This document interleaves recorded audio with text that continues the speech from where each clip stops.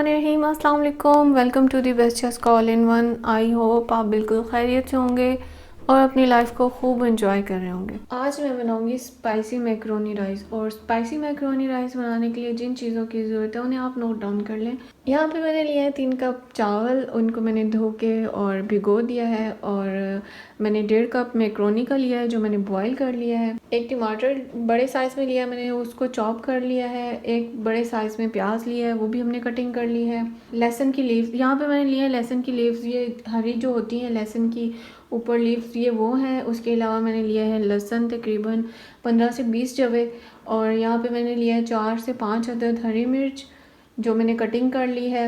1 teaspoon मैंने अदरक का पेस्ट लिया है। खड़े मसालों में मैंने लिया है साबुत गोला मिर्च, बादियान के फूल और काली मिर्चें, लौंग, एक तेज़ पत्ता और यहाँ पे मैंने लिया है दालचीनी। और इसमें जो मसाले ऐड होंगे उस तकरीबन 3 टेबल स्पून मैंने चिली फ्लेक्स लिए हैं।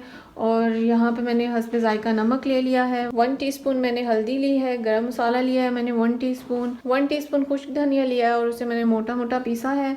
और यहाँ पे मैंने 1 टीस्पून ज़ीरा ले लिया और ऑयल हमें चाहिए हस्बे ज़रूरत। तो चले अपनी रेसिपी बनाना स्टार्ट करते हैं। मैंने देगचा ले लिया है एक और इसके बीच में मैंने 1 कप ऑयल का डाला है। और अब इसके बीच में मैं खड़े मसाले डाल के फ्राई कर लूँगी। जब ये खड़े मसाले कड़कने लगेंगे तो फिर उसके बाद मैं इसमें लहसुन ऐड करूँगी। खड़े मसाले जो है उनकी खुशबू आने लग गई है और इसमें फ्राई हो चुके हैं। अब इसमें मैं ऐड कर लूँगी लहसुन। बहुत ज़बरदस्त और बहुत डिफरेंट तरह के जो आज मैं राइस बना रही हूँ। और ये इनकी जब शोर शराबा लगता है ना तो मुझे बहुत डर लगता है, इस वजह से मैं चुप हो जाती हूँ। इसमें ये थोड़ा सा फ्राई हो जाए इसको मैं मीडियम ब्राउन करूँगी। अब लहसुन जो है वो मीडियम ब्राउन हो चुका है। इसके बीच में प्याज डाल दूँगी मैं।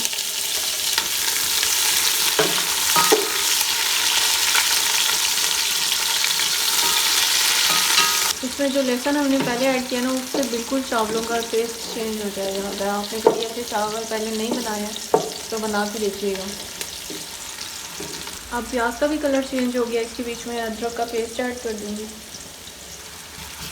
और प्याज मीडियम ब्राउन होने तक इसको मैं फ्राई करूँगी। हमारे प्याज का कलर चेंज हो गया है। इसके बीच में मैं डाल दूँगी टमाटर।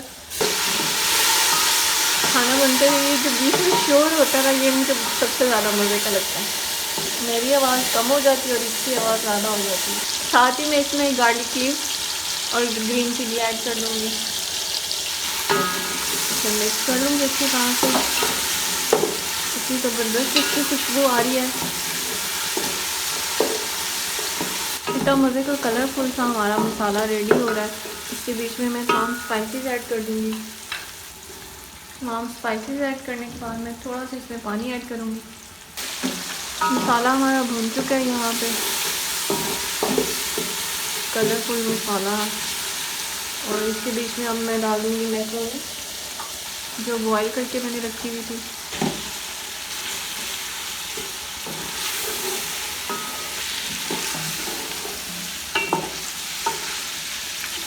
बस 2 मिनट इसको मैंने मैकरोनी को इसमें डाल के भून लेना है। उसके बाद इसमें मैं पानी ऐड कर दूँगी। मैंने इसको फ्राई कर लिया। अब इसके बीच में मैं पानी डाल दूँगी। जितने हमारे चावल है उससे डबल पानी डाल दूँगी।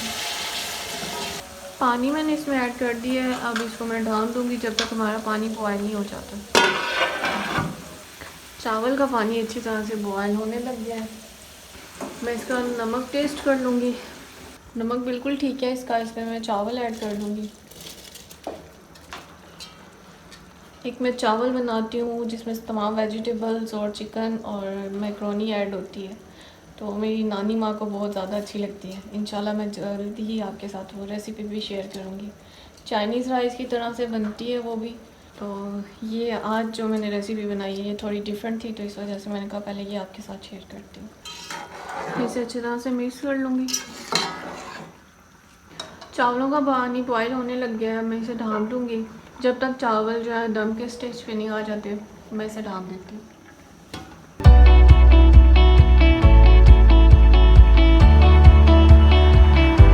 चावलों का पानी बिल्कुल ड्राई हो चुका है। अब ये स्टेज पे आ चुके हैं कि मैं इन्हें दम लगा दूँ।